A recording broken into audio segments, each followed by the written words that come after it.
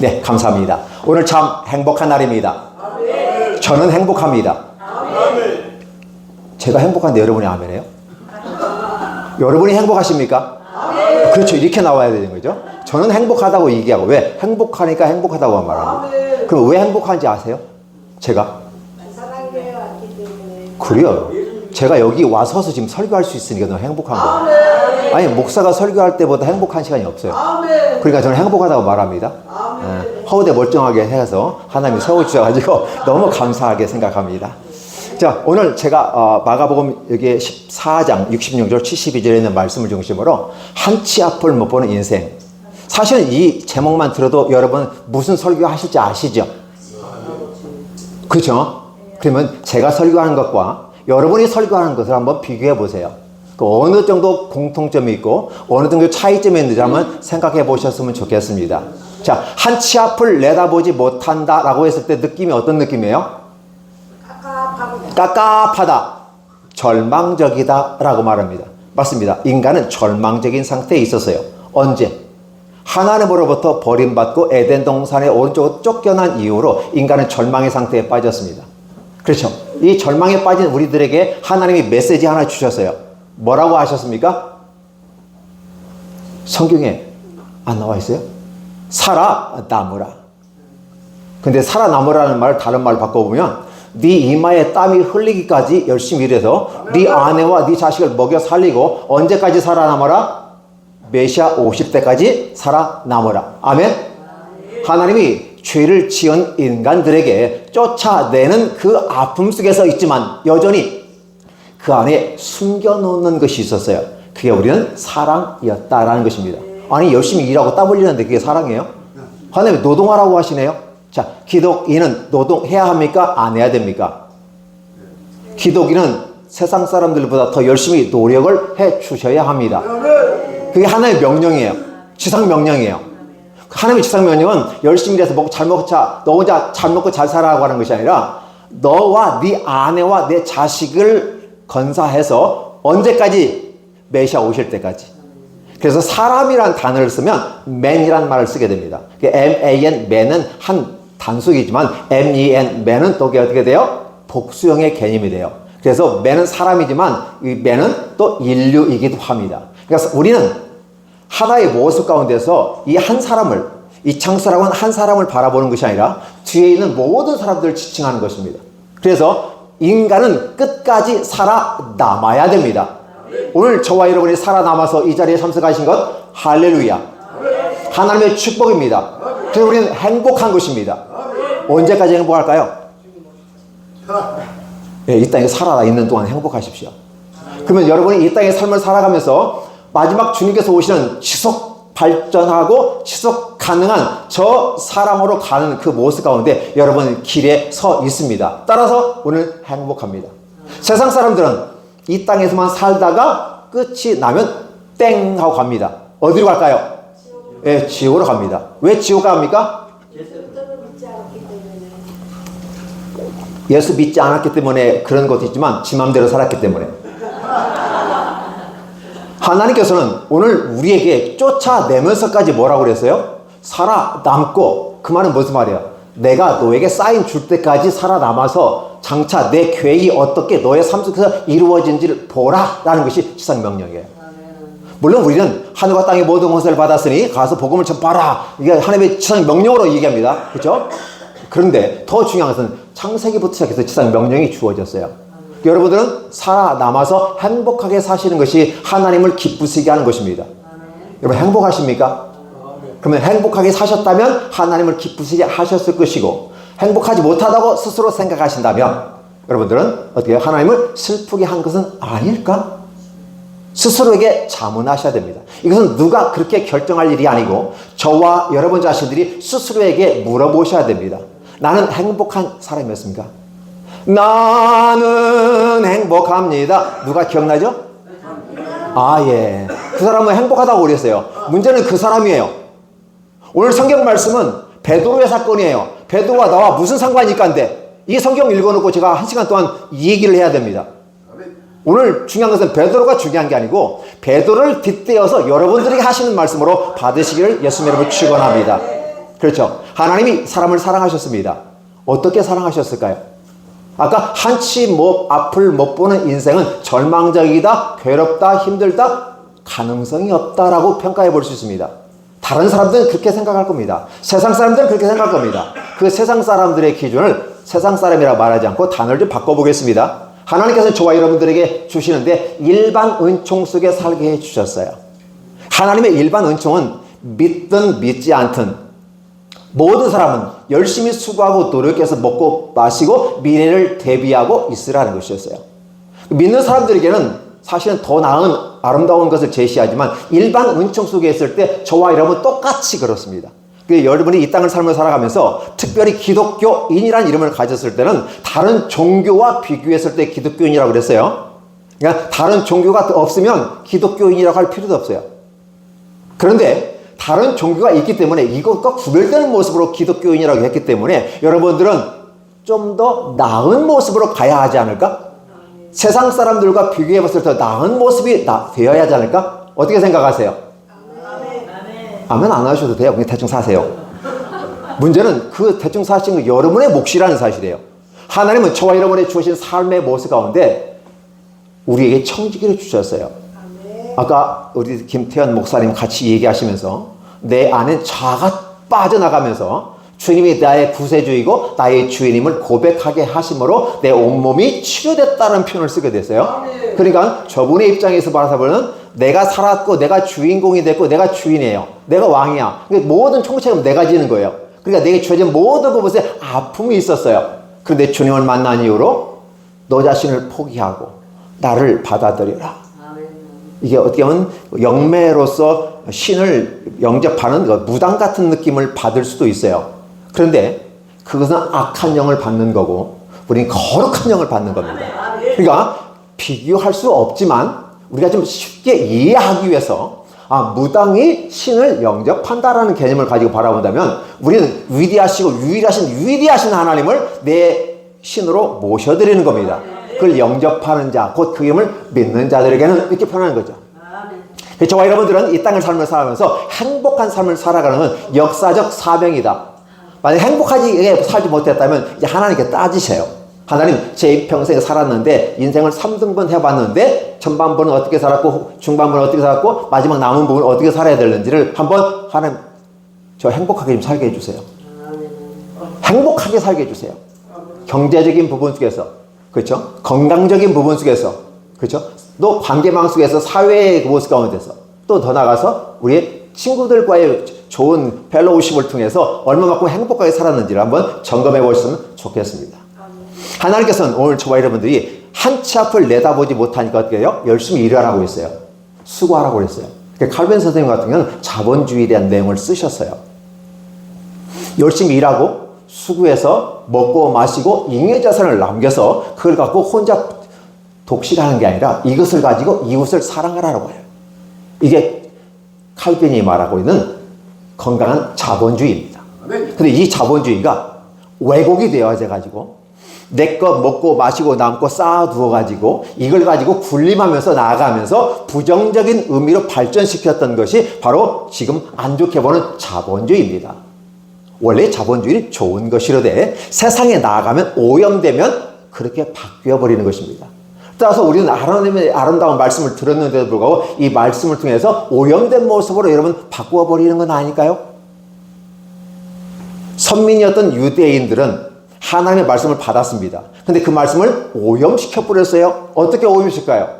자신의 야망과 욕망과 보암직도 하고 먹음직고 탐스럽게 할 만한 한지라. 누가 그 말을 했습니까? 하와, 이브. 자기 중심적인 모습이에요.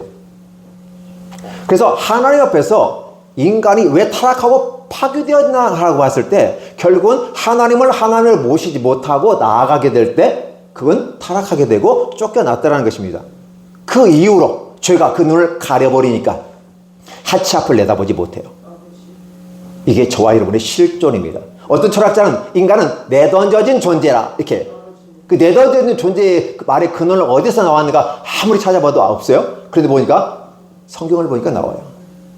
그 좋은 에덴 동산에서 동서남북의 생명의 강이 흐르고 그 100개의 열매가 있다면 99개의 놀라운 축복의 생명 과일이 있는데 하나 선악을 알게 하나마 그 하나 따먹고 쫓겨나 버리는 거잖아요. 계산상에 봐도 비효율적 아니겠습니까? 효과적으로도 결과가 없는 거죠. 아니 99개의 생명 실과를 먹고 생수의 강에서 수영하며 먹고 마시면 얼마나 행복했을까? 죽지 않을 가능성이 있는 사람, 이 놀라운 위대한 축복을 주셨는데 그걸 딱 하나 욕심, 내 아이. 그래서 아이가 영어 하는데 이게 일인지 아이인지는 모르겠어요. 나 혼자. 그래서 결국은 쫓겨났다는 것입니다. 그래서 미래의 앞길을 내다보지 못해요. 하나님은 저와 여러분들에게 앞길을 이렇게 막아주셨는데 여러분 어떻게 생각하세요? 여러분들이 미래를 바라볼 수 있는 사람이라면 좋을까요? 모르고 살아가는 게 좋을까요? 알고 살아가는 거 좋겠죠? 왜 그래요? 못 보니까. 예. 어떤 스타 강사가 이 말을 하더라고요. 왜 사람들은 잘생긴 사람을 좋아할까요? 왜 이쁜 사람을 좋아할까요? 이쁜 사람이 많지 않고 잘생긴 사람이 많지 않으니까 우리는 그의 가치를 가지고 예쁘고 멋있는 사람을 좋아합니다. 마찬가지죠? 맞아요. 그렇게 똑같은 거예요. 그래서 하나님께서 저와 여러분들에게 한 치 앞을 못 보게 해주신 것이 은혜라고 느껴지는 분들은 하나님의 주신 말씀에 대해서 또 자연스럽게 우리에게 주시는 것을 순리적으로 받아들이는 사람이고, 좀 뭔가 하나님께 가려 놓아도 좀 보고 싶어 하고 뭔가 뚜껑을 열어보고 싶은 사람, 그렇죠? 그 상자를 열어보고 싶은 사람들이 있어요. 호기심이 많은 사람들이 있어요. 아담과 하와 같은 사람이고, 그 다음에 신학시대에 보면 거짓 선생 같은 사람들이 많이 있어요. 그래서 우리를 유혹합니다. 중요한 것은 하나님의 나라가 중요한 게 아니고 제가 여러분을 얼마만큼 홀릴 것인가, 제가 여러분을 얼마만큼 감동을 시키는데 순수하게 논리를 통해서 진리 가운데 임하여서 하나님의 진리로 이끌어가면 그게 논리가 되고 진리가 되는데, 그럴싸하게 개연성 갖고 얘기하는데 진리에 이르지 않으면서 여러분을 유혹하고 여러분을 속여버리는 일이 있어요. 이러한 부분에 대해 여러분 조심하셔야 됩니다. 결국은 거짓 선생님과 이단 사이비들은 뭘 바라본다? 하나님의 나라에 관심이 있는 것이 아니라 여러분들의 인생과 여러분의 가진 재산과 여러분의 가진 노동력을 원하시는 겁니다. 여러분은 속지 마시기 바랍니다. 하나님의 말씀을 들을 때 어떻게 하라고 했어요? 저번 주 목요일날 제가 왔었는데 하나님 말씀을 듣고 아멘 하지 말라고 그랬어요. 근데 지금 다 아멘 하시잖아요. 자, 그건 아멘 하는 건 여러분의 몫이고, 그냥 아멘 할 때 생각 없이 아멘 하지 마시고 과연 그리한가를 보시라고 그랬어요. 자, 첫 번째 그 말씀을 들었습니다. 일단 그 말씀이니까 아멘 했어요. 두 번째는 뭐예요? 마음으로 생각해 보세요. 깊이 생각해 보세요. 진짜 저 말이 내가 동의하는가? 라고 하는 거예요. 내가 동의하면 100% 꺾어져서 나아갑니다. 근데 그렇지 않다면 딱 노멘, 딱 하셔도 돼요. 성경에 아멘, 아멘 할 것이오라는 표현이 구약에 나오지만 신약에서는 어떻게 표현하냐면 이 아멘 한다는 것은 정상적일 때 가치 기준을 가지고 봤을 때 무조건 아멘입니다. 그런데 여전히 순수한 복음이 아니라 왜곡된 복음이 나오고 나를 미혹하고 나를 이용하려고 하고 나를 속여서, 그렇죠? 자기 말만 하고 내 말을 듣지 않으려고 하는, 그렇죠? 저번에 얘기했던 그대로 했을 때는 여러분들은 노맨으로 거절하셔야 돼요. 250이 됐다니 중요합니다. 한 치 앞을 내다보지 못하는 사람들에게 하나님이 그럼에도 은혜를 주셨는데 일반 은총 속에서 열심히 사십시오. 기독교인들은 더 열심히 성실하게 최선을 다해 죽기 살기로 최종적인 까무라치기까지 하셔야 됩니다. 이게 기독교인의 모습이에요. 그래서 기독교가 들어가는 나라는 다 잘 먹고 잘 살아요. 대한민국 잘 먹고 잘 살아요. 왜 그럴까요? 열심히 일하니까. 잘 살아보세. 예, 이거 세모운동, 세계적인 운동입니다. 근데 더 중요한 것은 잘 살아보세라고 얘기하기 전에 앞서 뭐가 있었어요? 성도들의 기도와 찬송이 있었어요. 어느 목사님이 마이클 윌리엄스라는 사람이 8시간 죽었다가 살아나면서 한국에 대해 예언했다고 유튜브에서 어떤 그 말씀을 하시더라고요. 한번 들어봤어요. 도대체 무슨 말인가? 듣고 보니 감동을 받았어요. 그분이 말은 이렇게 표현해요. 한국을 몰라요. 전혀 와본 적도 없고요. 그런데 하나님이 8시간 죽었다가 살아나는데 한국에 대해서 예언하라고 했대요. 그래서 이 얘기하고 유튜브에 이 얘기하고 있어요. 들어보니까 그럴싸하고 그럴만해요. 동의했어요. 저도요. 그 아멘 했어요. 내용을 이렇습니다. 대한민국이 희망이 있고 멸망하지 않을 나라 중에 손꼽힌다는 거죠. 다른 나라 다 망해도 대한민국 살아남는다는 거죠. 이것은 1차적인 의미에서 해석을 하는 게 아니라 하나님의 관점에서 얘기하는 거예요. 첫 번째가 뭐냐면 새벽 기도한다는 거였어요. 아멘. 자, 새벽 기도 해야 될까요? 말아야 될까요? 누가 하라고 그랬어요? 지금 저는 반란적인 표현을 쓰게 됩니다. 새벽 기도 하지 마세요. 라고 말하면 여러분들 어때요? 오, 목사님부터 눈이 무슨 소리야? 새벽 기도 해야 되는데. 예. 기본적인 부분 속에서는 믿음이 연약하고 삶의 루틴, 적용된 부분이 반복적인 삶의 습관이 되지 않는 분들에게 한국교회에서는 새벽 기도를 통해서 열심히 기도했어요. 죽기 살기로 기도했어요. 그렇죠? 내 아들, 딸, 특히 내 아들, 딸 길 열어주시고 내 남편 살려주시고 안 믿어도 건강만 하게 해주세요. 이거하면 믿게 해주세요. 열심히 기도했더니 하나님께서 은혜 주셨어요. 근데 그러한 부분이 어떻게 하나님 나라에 보이냐면 우리 저녁에 보면 낮에는 잘 몰라요. 진짜인지 가짜인지는 몰라요. 낮에는 몰라요. 왜? 태양빛이 오늘 세니까. 근데 저녁에 저 하늘나라에서 바라보면 남쪽은 환하게 불이 펴 있대요. 남쪽은 불이 환해요. 북쪽은 캄캄하대요. 여러분 많이 보셨죠 혹시? 예. 저 북쪽은 캄캄해. 왜? 전기가 부족하니까. 에너지가 부족하니까 다 소등. 예. 그때부터 불 켜는 놈은 그리고 불 켜면 여기 등화관제 해가지고 커튼을 다 쳐야 돼요. 에너지가 없는데 불 켜면 그것은 반동이잖아요. 불 켜면 불빛이 안 나가게 만드는 상황이에요. 대한민국은 아예 건물 바깥에 레온사인 만들어놓고 휘황찬란하게 하잖아요. 그렇죠? 그랬을 때 진짜 어두울 때 비로소 나만이 잘 사는 거를 보게 됐어요. 북쪽은 못 사는 거죠. 자, 낮에는 안 보여요. 그게. 저녁에는 보인다는 거죠. 오늘 저와 여러분들이 인생의 앞이 보이지 않는 어떤 그런 절망에 빠졌을 때 우리의 모습은 어떤 모습으로 보일까? 저 북쪽의 모습으로 보였을까요? 남쪽의 모습으로 보였을까요? 남쪽의 모습으로 보인 사람은 한 치 앞을 내다보지 못하는 사람이 아니라 한 치 앞을 내다보고 두치 세치를 바라보는 사람입니다. 그 말은 무엇일까요? 새벽기도 열심히 하시는 나라. 전 세계 유례없는 나라. 한국만이 특별한 기독교의 문화로 정착한 새벽기도. 죽으라고 기도했잖아요. 그렇죠? 그랬더니 하나님께서는 그 기도의 영적 불로 해석해보면 영적인 차원으로 하나님께서 서츄레이션을 피울 때 나말이 빛나더라는 거죠. 한반도에 반쪽밖에 되지 않는 나라가 이제 새벽 기도를 통해서 하나님께서는 잘 살아보세요로 연결시켜 주시고 그 잘 살아보세요를 통해서 수고하고 노력하고 땀을 흘려서 산업 역군이라는 이름을 가지고 나아가면서 우리는 잘 먹고 잘 살게 됐고 지금은 세계 선진국가에 10대 안에 들어가고 군사력만 해도 5, 6위 경제권에도 엄청나게 올라가 있습니다. 이런 모습으로 축복해 주신 것은 하나님의 은혜라고밖에 말할 수 없다. 물론 하면 할 수 있다, 하면 된다, 해보자 라고 하는 부분이 있어요. 할 수 있다란 그건 1차적인 차원에서 우리가 노력하는 부분이에요. 하나님이 주신 거예요. 당연히 그렇게 해야 돼요. 근데 혹여 기독교인들 중에서도 하나님께 주시니까 노동하지 않고 먹으려고 한다면 개미에게 가서 배우라고 말하는 것이죠. 오늘 여러분들이 시간을 귀한 시간들 열심히 현장에 나가서 돈 벌어야 될 그런 시간들을 내어놓고 그럼에도 불구하고 이 자리에 앉았다고 하는 것은 엄청난 것을 좀 투자하고 계시는 거죠. 그렇죠. 가서 내가 하루 일당을 벌어와야 되는데 일당을 벌지 않고 이제 와 계시단 말이에요. 그만큼 여러분들 귀한 것을 투자하고 오셨기 때문에 하나님은 이것을 귀히 보시고 하나님의 말씀을 듣고 읽고 행하는 자. 자, 은혜 받는 비결이 말씀을 읽고 듣고 행하는 겁니다. 두 번째는 뭘까요? 찬송과 기도예요. 곡조가 있으면 찬송이 되고 곡조가 없으면 기도가 됩니다. 그리고 아울러서 성례입니다. 이거는 헌법상에서 세 가지로 은혜 받는 방식으로 교계에서 우리 정식으로 인정한 거거든요. 이 세 가지 방식으로 여러분들 은혜 받는 거예요. 그러니까 세상 것도 있지만 세상은 어떻게 돼요? 미래에 확신 없어. 한 치 앞을 내다보지 못하니까 어떻게 돼요? 열심히 수고하고 노력하고 무조건 먹고 남기고 쌓아서 미래가 어떤 일이 발생할는지 의료가 얼마만큼 의료비가 들어갈지 주거비가 들어갈지 교육비가 어디에 모르니까 무조건 쌓아놓고 보자 저축해보자. 이렇게 돼가서 결국은 우린 돈이 있으니까 미래 괜찮아 확실해라고 말하는 것입니다. 많은 사람들은 그것에 가치를 두고 있어요. 그 돈 얼마큼 버셨어요? 만나면 요즘 주식 잘 되세요? 요즘 주식이 날아간다면서요? 주식 하시나요? 이렇게 물어보는 거죠. 어떤 분들은 주식만 얘기해도 막 입이 이렇게 걸리는 분들이 있어요. 잘 되는 사람들이요. 어떤 주식이 가면 완전히 울상인 분도 있어요. 그렇죠?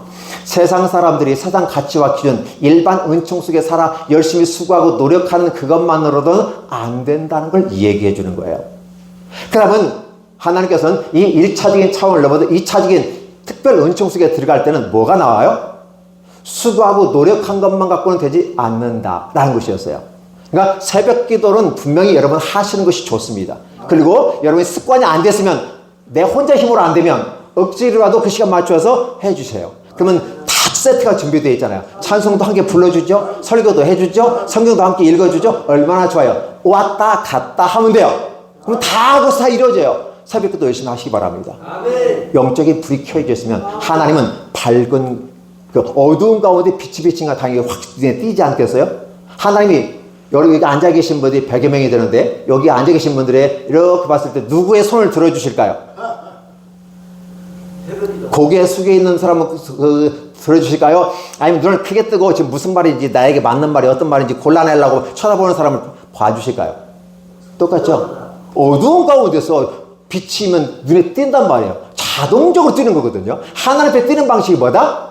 기도하는 거라는 거예요. 그 대한민국은 바로 그걸 알았어요. 주님이 새벽기도 했는지 안 했는지 주님은 새벽기도라는 말 안 썼어요. 근데 대한민국에 새벽기도 만들어 놓고 했어요. 열심히 특심이잖아요. 그러니까 대한민국이 잘 될 수 없어요. 대한민국이 잘 되는 이유가 그거 있어요. 물론 경제적으로, 정치적으로 그죠? 다양한 방식으로 측정하는 것은 다르지만은 중요한 것은 하나님의 관점으로 봤을 때 그렇다는 거예요. 그 제 말이 아니고 그 8시간 죽었다 살아난 로버트 윌리엄스라는 목사님이 그렇게 말씀을 하셨다는 거예요. 그러니까 한국에 와보지도 않고 한국도 모르는데 그렇다는 거야. 깨어나면서부터 바로 얘기했는데 한국에 대해서 이 얘기를 전해주라고 했다는 거예요. 아, 그렇구나. 하나님이 객관적으로, 근데 그 말이 진짜인지 아닌지는 모르겠어요. 검증은 해봐야 될 일이지만 일단은 듣고 보니까 괜찮은 말이야. 그럼 우리는 그렇구나. 우리가 기도하는 것을 몰라. 사실 우리가 새벽 기도하고 부흥 집회하고 이 안에 있으니까 이게 축복의 장인지 이 잔치의 향연의 그 놀라운 페스티벌이 열려지는데 이게 귀한 줄을 몰라요. 바깥에 나가면 알아. 세계선교 부흥사에서 베트남에 여행 갔다 왔어요. 갔다 왔는데 뭘 느꼈어요? 외국에 나가면 내가 선진국 사람이구나. 가면 대접받아. 네. 비자 없이도 가. 그죠? 대한민국 그냥 가면 돼요. 그냥 전혀 모르는데 에펠탑에 가는데 코리아, 삼성, 갤럭시 말이 안 통하니까 그러면서 좋아해 이렇게 얘기하더라고요. 엄청나게 띄워주시는 거죠. 우리는 세상적 가치를 가지고 여러분 자신을 보시기 바랍니다. 1단계입니다.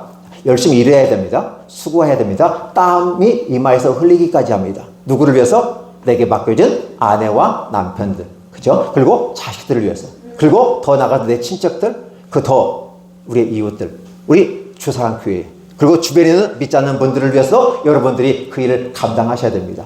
그래야 한치 앞을 바라보지 못하는 미래 세계를 여러분들이 차근차근 걸어갈 수 있어요. 근데 제가 지금 이 얘기하면 웃기는 거예요. 왜? 이것은 세상이 더 잘 알려줘.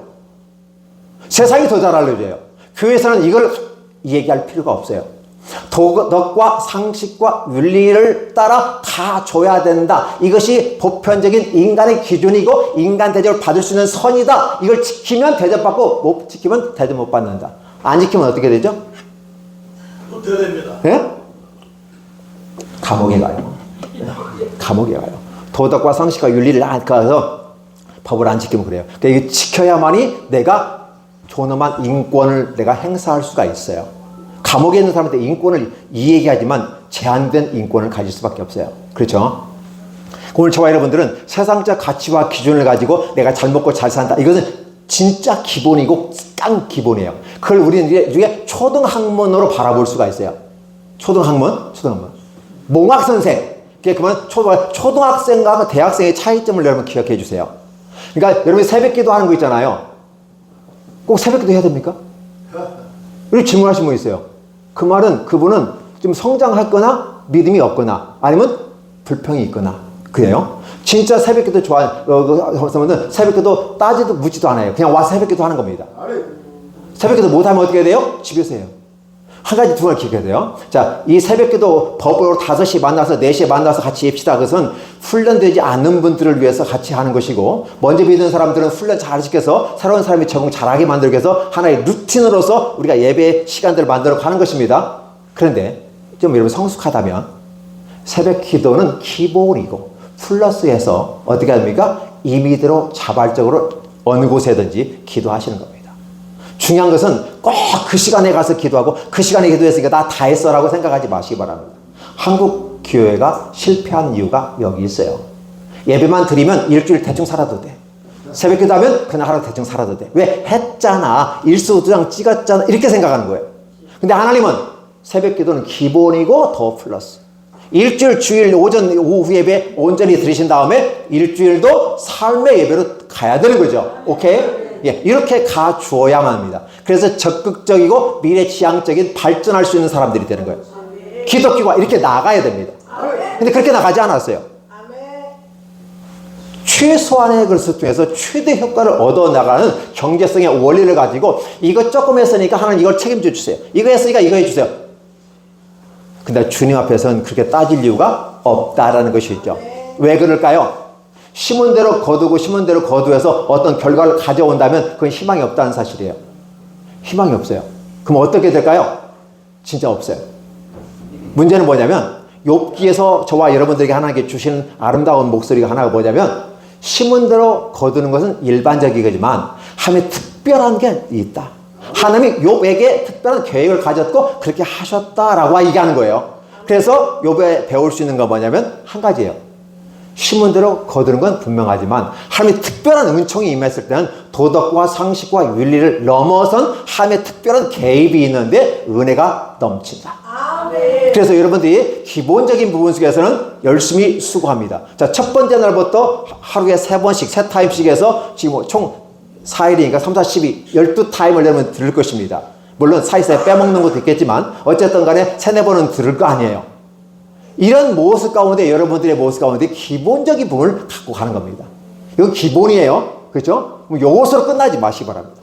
예배 다 드렸다? 부흥했다? 아니에요. 이건 시작에 불과한 거예요. 오늘 저녁 7시까지는 시작에 불과하다. 그러면 진짜는 언제부터요? 내일부터 시작되는 거죠. 내일부터 내 삶의 예배로 들어가야 됩니다. 자, 보시기 바랍니다. 오늘 베드로 이게 나와요. 베드로 여러분 멋있는 사람이죠. 예수님의 제자 중에서 가장 들쑥날쑥했던 사람이 들쑥날쑥해? 베드로예요. 나설 때 안 나설 때 다 나서가지고 막 가는 게 베드로였어요. 그 중에 가장 참혹한 현장이 오늘 본문이에요. 한 첩을 내다 못 한다. 너는 그 이런 거 아니야? 라고 주님께서 일러주셨는데 불구하고 아니라는 거예요. 예수님께서 말씀하시잖아요. 내가 나를 3번 부인하리라. 다른 사람은 다 부인해도 저는 부인하지 않겠습니다. 호언장담해요. 예수님께서 말씀해요. 하나님이 목자를 치는데 목자가 치니까 목자가 쓰러져. 목자가 쓰러지면 양은 흩어질 수밖에 없어. 흩어지는 이 모습 가운데 너도 흩어질 거야. 그러면 그러신가요? 하나님 말씀이 그렇다면 그럴 수도 있는데 미래 사건이니까 잘 모르겠는데 어쨌든 듣고 한번 잘 지켜보겠습니다. 베드로가 이렇게 말을 했다면 얼마나 좋을까요? 베드로는 어떤 모습이었어요? 무슨 소리예요? 저는 절대 주님 배신하지 않을 거거든요. 저는 절대 주님 배신하지 않을 거거든요. 이렇게 말했던 사람이 베드로예요. 다른 사람 다 부인해도 난 않겠다 이거. 그죠? 근데 베드로를 잘 보시면 베드로가 그렇게 여전히 혈기방장한 모습으로 들쑥날쑥해하는 모습이에요. 오늘 우리 기독교인들은 베드로의 모습 속에서 나의 모습을 한번 찾아봐야 돼요. 기분 좋으면 은혜가 되고 기분 나쁘면 팍 삐져버리고. 이게 내 모습인데 뭐. 여러분 모습은 아니에요. 제 모습이니까. 기분 좋으면 당연히 기분 좋겠죠. 근데 좀 거시 하면 삐져버려요 제가. 그래도 하나님의 때로는 기분 좋으면 은혜가 되고 기분 나쁘면 은혜가 안 되는 거예요. 은혜는 기분 좋아도 기분 나빠도 어렵고 힘들어도 여전히 은혜는 은혜다라는 거죠. 은혜는 언제 더 은혜가 되어져요? 기분 좋을 때 은혜가요? 기분 좋을 때 은혜라고 얘기할 필요 없어요. 그냥 좋은 거예요. 근데 은혜는 어때요? 힘들고 어렵고 빡빡할 때 그 은혜예요. 왜? 갚을 수 없으니까. 갚을 수 없는 걸 주시니까 은혜가 되는 거, 은총이 되는 거 아니겠어요? 그런데도 베드로는 뭐래요? 여전히 자기 잘났다고 자기로 다른 사람 다 버려도 나는 안 버려요. 무슨 소리하고 지금? 아니 지금 무슨 내가 나이가 몇 개인데 지금 나한테 지금 내가 몇 년을 살았는데 지금 젊은 아무리 선생님이라도 이제 30세가 안 되는데 지금 무슨 소리 하고 있어요? 살아도 내가 더 살았고 인생을 더 살았는데 이렇게 얘기하는 거예요.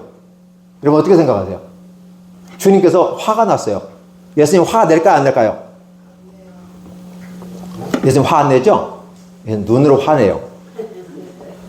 그래서 예수께서 이게 영어로 보면 바로 그냥 지금 나 이렇게 표현했어요. 예수께서 말을 했으면 예, 아멘. 어른이 얘기하면 애들은 막 동의가 안 되더라고. 예, 이해가 안 되지만 일단 네, 알겠습니다. 이렇게 하는 사람 되게 이뻐요. 그죠? 근데 듣자마자 그냥 생각지도 안 하고 안 돼요!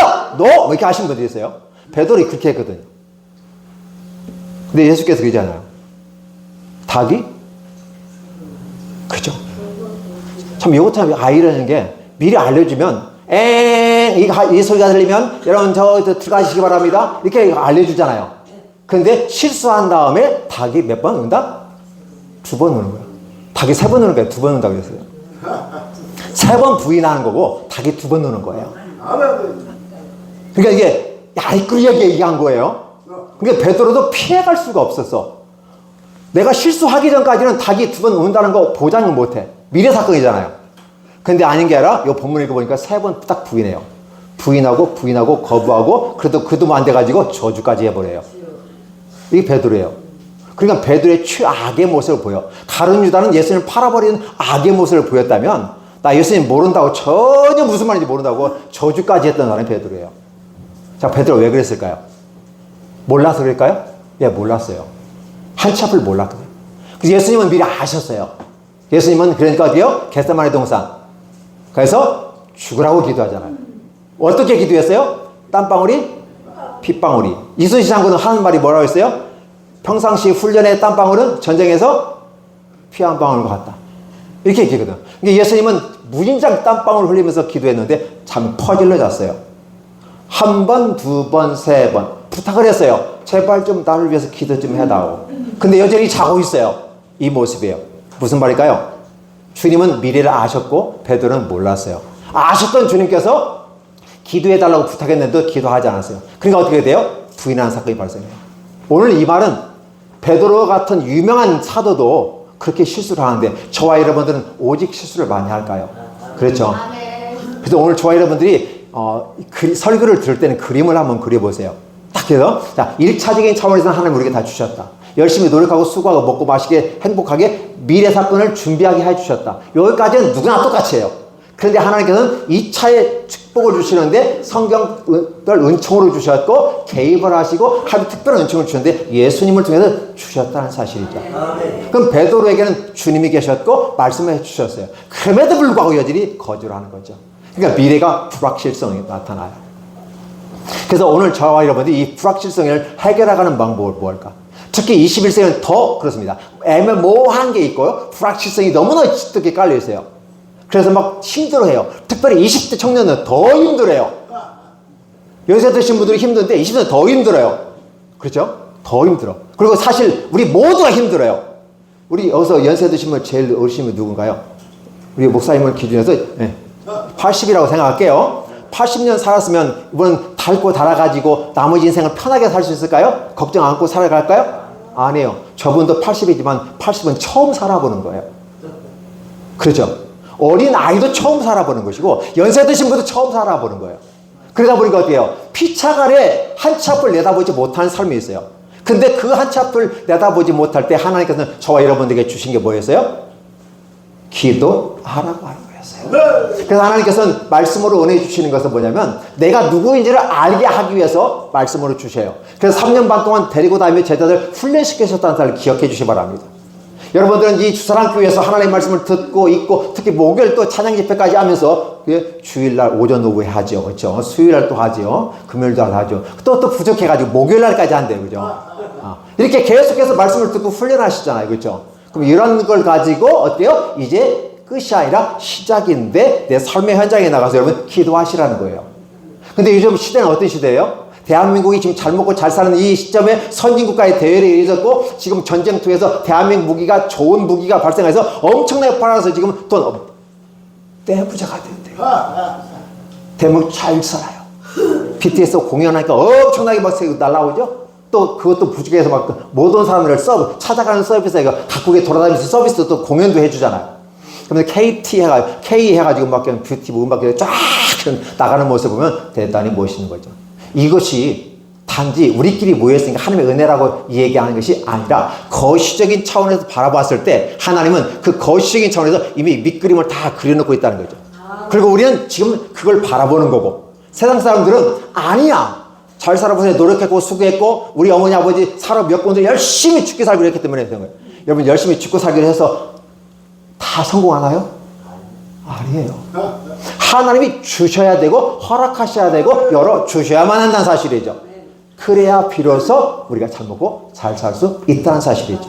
동의하십니까? 오늘 저는 여러분들이 유수한 목사님들의 아주 은혜로운 말씀들 다 들었으리라 생각됩니다. 그래서 저는 브레이크를 좀 잡고 싶은 거예요. 말씀을 듣고 은혜 받고 모든 것 하면 할 수 있다 잘 됐다면 쫙 나갈 것 같이 확 저문을 타고 나가는데 딱 나가면 어떻게 돼요? 헉 하고 숨이 막혀요. 날씨가 더워서 숨이 막히지만 삶을 바라보면 진짜 또 다른 전쟁이 있구나라고 생각하실 겁니다. 그래서 이제는 제가 보면 브레이크를 살짝 잡아드리는 거예요. 왜 잡아드리는지 아시죠? 네, 나갈 때 이 은혜 가지고 확 나가지 마시고 브레이크를 살짝 잡으시면서 한번 방향성을 설정하시라는 거예요.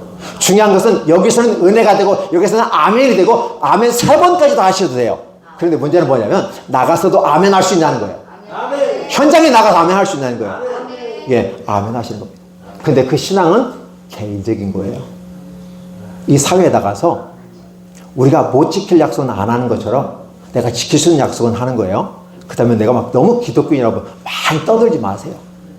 문제는 많이 떠들었는데 못 믿지만 실망을 해. 그래서 기독교인이 많이 욕을 먹어. 지금 여러분들 은혜 받고 나가잖아요. 얼굴이 천사같이 스테반 집사처럼 광명한 빛으로 쫙 비쳐요. 제 얼굴 잘생겼죠? 왜 그런지 아세요? 빛이 비치니까 잘생겨 보이는 거예요. 이거 끄면 아무 잘생겼는지 못생겼는지 몰라요. 하나님의 은혜가 우리가 쫙 오니까 여러분들이 해같이 밝아져요. 스테반 집사가 잘생겼을까요? 못생겼을까요? 봤어요? 아마도 스테반 집사 잘생겼다고 생각지는 않아요. 네, 왜냐면 하나님은 불러주셨을 때 예쁘고 잘나고 똑똑한 사람을 안 불러주시고 약하고 부족한 사람을 많이 불러주셨거든. 예수님도 보니까 잘생기고 멋있는 거 아니래요. 삶에 찌든 모습이에요. 목수의 아들이고 근근히 먹고 살아가고 우리들 뭐 똑같은 모습이에요. 그럼에도 불구하고 하나님 메시지를 전하잖아요. 오늘 저와 여러분들은 바로 이거예요. 한치 앞을 내다보지 못하는 모습, 베드로의 모습을 보세요. 이미 베드로 이 설교는 여러분 많이 들으셨으니까 이미 다 꿰고 있을 거예요. 제가 이거 설교하고 싶지 않아요. 이미 여러분 알고 있는데 뭐 합니까? 문제는 뭐냐면 베드로가 왜 실패했느냐는 거예요. 그리고 지금 마가는 무엇을 얘기하고 해요? 샌드위치 기법을 가지고 두 개를 얘기해요. 자, 영화를 보면 모니터가 하나예요. 그러면 되게 쭉 하다가 한편 다른 곳에서는 이렇게 해서 화면이 바뀌죠. 오늘 이 장면이 그거 나와요. 샌드위치 기법인데 예수님은 지금 빌라도의 그 앞에 가지고 열심히 해가지고 당당하게 막 씩씩하게 막 그냥 하나님의 복음을 얘기하고 그렇다 네가 말하였다 내가 하나님의 아들이다 막 하면서 열심히 그냥 당당하게 얘기하는데 베드로는 그냥 쭈삣쭈삣 해가지고 앉아가지고 눈치 보이고 아니야 나 이거 아니라니까. 갈릴리 사람들 언어가 있어요. 경상도하고 전라도 사람은 뭘로 구별해봐요? 거시기 하면 전라도고죠. 네? 그렇게 구별하는 겁니다. 이 갈릴리 사람의 방언이 있어요. 그러니까 그때 그 모였던 사람들, 그리고 제자잖아요. 임원이잖아, 임원. 임원이라고 사유도 시켜주고 설교도 시켜주잖아요. 그게 드러나는 거예요. 베드로 드러날까 안 드러날까요? 드러나요. 수제자잖아요. 그러니까 관심이 없는 사람도 저 사람은 알아. 저 얼굴도 다 알아. 이렇게 되는 거 아니에요. 그러니까 당연히 그 사람 그동안 이런 거죠. 근데 왜 모른다고 자꾸 되는 거죠. 우리 이런 모습을 바라보는 거죠. 결국 베드로는 부인하는 모습이었어요. 그렇죠? 근데 중요한 것은 이 베드로의 우리는 손가락 찰 필요 없어요. 그분은 그때 당시에 그렇게 그 상황 속에 그랬다. 문제는 뭐냐면 저와 여러분들은 이 말씀을 보고 읽고 듣고 한치 앞을 내다보지만 내 인생의 앞길에서 여호와의 말씀이 내게 어떤 은혜를 주시고 어떤 방향성을 제시할 것인가. 나는 한치 앞을 내다보지 보는데 나는 무엇을 할 것인가. 선배들은 어떻게 그 길을 열어 나갔는가.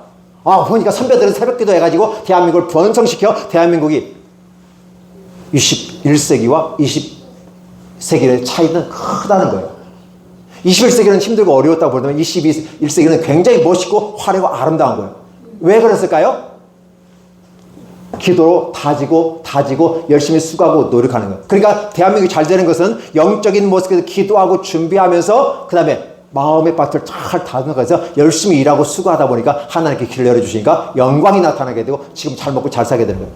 그럼에도 불구하고 여러분 힘들고 어렵다고 느껴지십니까? 진짜 힘들고 어려울 수 있어요. 다른 사람은 잘 먹고 잘 사는데 여전히 나는 그렇지 않은 경우 있어요. 하나님 말씀을 듣는데 어떤 분은 은혜 받는데 어떤 분은 계속 힘들어 하시는 분이 있을 수 있어요. 자기 자신을 보시기 바랍니다. 저 사람이 은혜 받으니까 나도 은혜 받는다. 아니에요. 저 사람은 은혜 받을 수 있지만 아니에요. 예수께서 수많은 기적들을 만들어 주셨을 때 모든 사람이 다 기적을 체험한 게 아니에요. 예수께서 신약을 쭉 읽어보시기 바랍니다. 한 사람 한 사람이 이게 여러 가지 기적 사건이 나타나니까 하나님의 기적이 엄청나게 나는 건 많은 건 사실인데 문제는 그 기적은 누구에게 나타났어요? 니드, 욕구가 있는 사람, 사모하는 사람, 갈망하는 사람, 필요한가 뭔지 아는 사람, 하나님이 주셨을 때 영광을 드러낼 수 있는 사람, 그 사람들에게 주셔요. 근데 떼거지로 도매거로 오신 분들이 한 분 있죠, 그죠? 떼고 도매고 하니까 한 사람은 제 필요에 들었는데 나머지 9사람은 치료되니까 도망가 버렸죠? 누구였죠? 문둥병자. 근데 필요하고 느끼고 절망적이고 하나님을 찾는 그 사람에게는 와서 감사하는 모습을 보시기 바랍니다. 육시의 병만 고친 게 아니라 영혼까지 구원받았어요.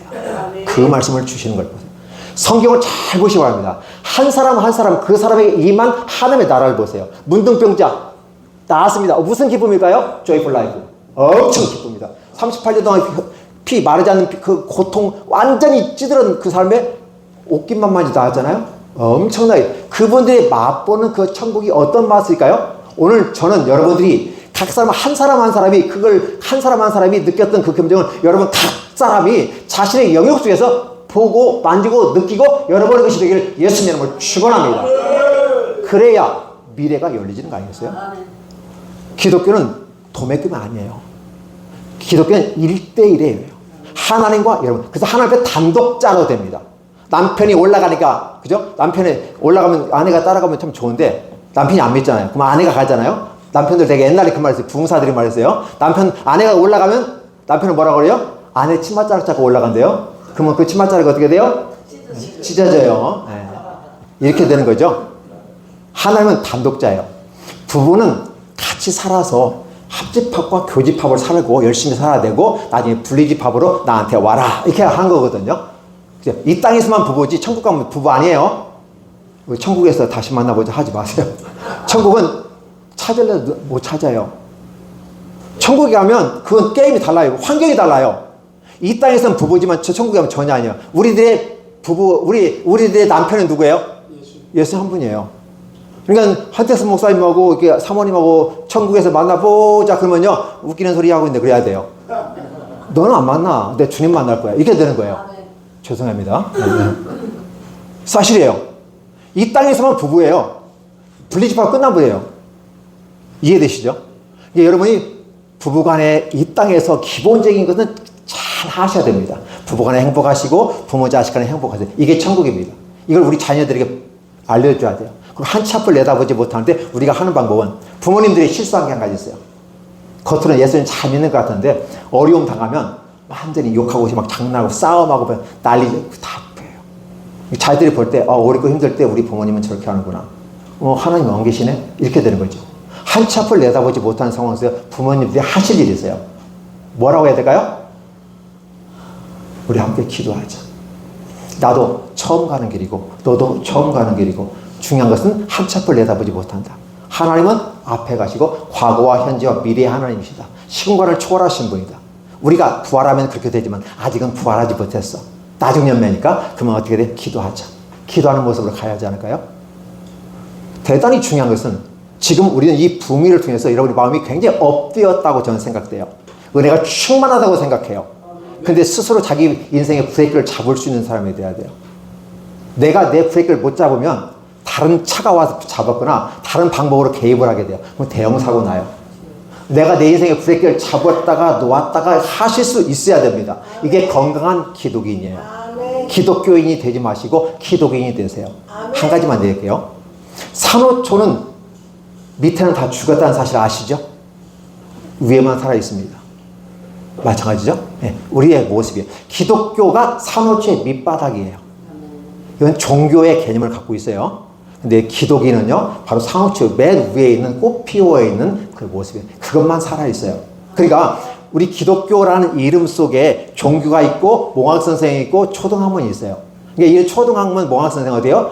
아직 초등학생들에게 이렇게 공부하는 거야, 책은 이렇게 읽는 거야, 이렇게 새벽기도 하는 거야, 이렇게 예배 드리는 거야, 가르쳐주는 거예요. 그럼 그게 나쁜 게 아니에요. 좋은 거예요. 습관되지 않는 사람들은. 습관되어지고 자발적인 사람들은 풀이가 돼요. 진리가 너희를 자유케 하리라. 그것마저도 프리해져서 아무 때나 예배드리고 아무 때나 찬송하고 아무 때나 다 해요. 이게 오늘 성숙한 기독교인들이라는 거죠. 오늘 이제 저 끝나면 마지막 한 타임 멋있게 우리 박준현 목사님이 또 열심히 하실 것입니다. 근데 여러분들은 오늘 제가 브레이크를 살짝 잡아보기를 원하는 거예요. 이 브레이크는 여러분의 조절 능력이 여러분이 있기를 원하는 것입니다. 건강한 기독교인들은 바로 앞 한 치 앞을 내다지 못할 때 예상하며 운전하는 거예요. 그렇죠. 삶을 운전하는 거예요. 예. 아까 그 운전할 때 예상이라는 개념은 기도로 예상하고 기도로 다지고 기도로 함께 하시는 겁니다. 그랬을 때 하나님께 또 올랍게 역사해 주셔요. 그리고 이 브레이크를 잘 잡았다 가십시오. 그리고 여러분이 그 가운데 운전을 어디를 향해 나갈 거냐? 선교적인 방향으로 나가십시오. 복음 전파. 가깝게는 내 남편, 내 아내, 안 믿으면 예수 믿게 해주세요. 아들, 딸 쉽지 않지만 예수 믿게 해주세요. 나의 가족을 먼저 선교지로 삼으시기 바랍니다. 그리고 나가서 내 직장 모든 거 나가요. 목사는 여기가 직업이니 목사니까 교회에서 복음을 전해요. 그리고 다른 교회 가서 복음을 전하고 서울역에 가서 전도를 하는 겁니다. 여러분들은 어디서 전도해요? 여러분 목사가 아니니까 여기 설교하라고 안 해요. 시켜도 어렵잖아요. 그렇죠? 이 말 저번에 또 한번 해드렸어요. 여러분들 어디 가서 이 얘기해야 돼요? 직장에 가서. 그럼 목사같이 설교하란 말입니까? 아니에요. 목사같이 설교하지 마세요. 내가 살아보니까, 내가 이렇게 해보니까 참 좋더라. 내가 살아보니까 행복해. 주님 만나서 행복해. 또 한번 살아봐. 이거 간단히 얘기하시면 됩니다. 그게 복음 전파입니다. 여러분들은 목사처럼 설교하려니까 어렵잖아요. 여러분들이 이 브레이크를 잡고 운전대를 잡고 가는 과정 속에서 방향은 선교적인 방향을 갖고 가십시오. 그럼 여러분들이 성공하느냐 성공하지 않느냐를 뭘로 볼 수 있어요? 하나님께서 대한민국을 축복하셨어요. 대한민국은 맷집이 세요. 중국한테 그렇게 더 터졌는데 모든 전 세계가 중국에 다 흡수됐잖아요. 유일하게 남아있는 맷집 좋은 나라 한반도. 한국만 살아남았어요. 그렇게 더 터졌는데도 여전히 오뚜기처럼 서 있어요. 왜 그럴까요? 수많은 전쟁, 그렇죠? 분립, 허용을 다 겪었어요. 그런데도 여전히 살아남았어요. 저와 여러분들은 맷집이 센 분들이야. 여러분이 성숙한 기독교인들은 맷집이 센 분이에요. 어떤 터져도 씩 웃어주세요. 중앙에 때려, 최건능 목사님이라고 그러죠? 때리면 때릴수록 예수 천당 나온다고 하는데 우리 그렇게까지는 못하더라도 맷집이 세지셔야 돼요. 세상 나가서 누가 욕 한번 한다고 막 같이 싸우고요. 제가 그걸 잘하거든요. 여러분들은 아닌 줄 알아요. 막 운전하다가 막 승질로 으이씨 이렇게 하거든요. 저기 인간 같지 않아가지고 어떻게 저렇게 운전해 막 하거든요. 여러분 기억해 주세요. 저는 그런데 여러분 안 그러실 줄 알아요. 그런데 먼저 나가서 그런 부분들이 필요해요. 제가 목사지만 고백하는 것은 목사 같지 않는 목사, 내 마음에 사랑이 없는 목사, 이게 제 모습이에요. 제 실존을 보는 거예요.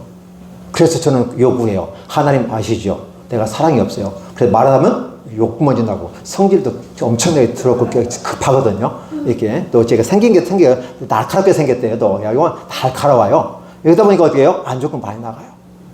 근데 이런 사실 좋은 건 아니잖아요. 근데 제가 성숙했다면 어떤 모습이었을까? 한 목사님이 뭐라고 싫은 소리 해도 씩 웃고 넘어가요. 목사님 그것도 설교라고 하냐? 말만 많네 하면서 해도 제가 웃고 지나가요. 그것도 설교냐? 유튜브 올리잖아요. 그러면 그렇게 막 욕하고 막 그래요. 그러면 씩 제가 웃어줘요. 맷집이 좀 세져가고 있거든요. 건강한 기독교는 맷집이 세져요. 근데 건강하지 않으니까요. 한마디 하면 네가 나한테 그 말을 할 수가 있어? 막 이렇게 달라들거든요. 그러니까 여러분들이 스스로 한번 보세요. 내가 맷집이 센 사람인지 아닌지. 대한민국의 희망이 왜 희망인지 아세요? 기도 열심히 하시죠? 선교사 엄청나게 보내죠? 후원 엄청나게 하죠? 그렇죠? 그 다음에 뭐예요? 맷집이 세요. 어떤 거를 해도 여전히 오뚜기처럼 서 있는 게 대한민국 사람이거든요. 하나님이 축복하셨어요. 그래서 대한민국 한반도를 통해 전 세계 빛이 비치는 날이 있다는 거예요. 이게 로버트 윌리엄 목사님이 그렇게 8시간 죽었다가 살아나면서 한 얘기예요. 저는 그걸 빗대어서 이걸 같이 여러분에게 혼합해서 말씀을 드리는 거거든요. 여러분이 한 치 앞을 내다보지 못할 때 첫 번째 기도하십시오. 기도하는 자만이 삽니다. 새벽기도 가능한 하십시오. 도저히 못할 여건과 환경이 있으면 주어진 유치해서라도 하십시오. 근데 그걸 억지로 마시고 자발적으로 하세요. 그래야 하나님 기뻐하십니다. 그렇죠? 그리고 아울러 여러분의 운전대를, 인생의 운전대를 선교적 목적지로 하세요. 돈 많이 벌고 주식 잘해서 막 할렐루야 하지 마시고요. 여러분의 선교적 목적지. 첫 번째, 우리 가정을 복음화시킨다. 내 아들, 딸 복음화시킨다. 내 친척 복음화시킨다. 그들을 위해서 기도한다. 죽기 살기로 하세요. 그리고 나가서 해외까지 선교하시고. 그러면 여러분이 기독인으로 살아가게 될 때요, 터질 때가 많아요. 권사라는 이름 때문에, 목사라는 이름 때문에, 장로라는 이름 때문에 당하는 아픔들 많잖아요. 그때 어때요? 여러분 맷집이 센지 안 센지 스스로 평가해 보세요. 누가 한마디 해도 웃어줄 수 있다구나. 맷집이 세졌구나. 아, 내가 성숙했구나. 그렇지 않다면 아직도 멀구나. 예, 여러분들은 현재 주소는 어디입니까? 저는 기준만을 제시했습니다. 그리고 여러분 운전대를 잡고 분명히 선교적 목적을 가지고 열심히 기도하면서 맷집이 센 사람으로 어떤 화살이 날라와도 받아들일 수 있는 기독인들이 되시기를 예수님의 이름으로 축원합니다. 기도하겠습니다. 하나님 아버지 고맙습니다. 감사합니다. 영광을 받아 주옵소서. 하나님 두서없이 말한 것 같지만 하나님께서 듣고자 하는 자는 귀가 열려지고 듣게 하시고 그 모습 가운데 자신의 길을 찾아가는 아름다움이 되게 하여 주옵소서. 혹여 제가 모호하게 말한 게 있다면 하나님의 성령께서 분명하고 정확하고 과연 말씀이 그리하구나라고 깨달아 나가는 확신 속에서 거하게 하시고 인생을 살더라도 좀 가치 있고 보람 있고 멋있게 삶을 살게 하시고 이제 남은 생애 동안에 불꽃처럼 타오르는 멋진 인생이 되게 하여 주옵소서. 선교적을 목적을 가지고 우리 인생을 운전하게 도와 역사해 주시고 기도하면서 가게 해 주시고 맷집이 세서 어떠한 것으로도 받아서 능히 이겨낼 수 있는 건강하고 온전한 아름다운 기독인들이 되되 축복하여 주시옵소서. 예수님의 이름으로 기도하옵나이다. 아멘.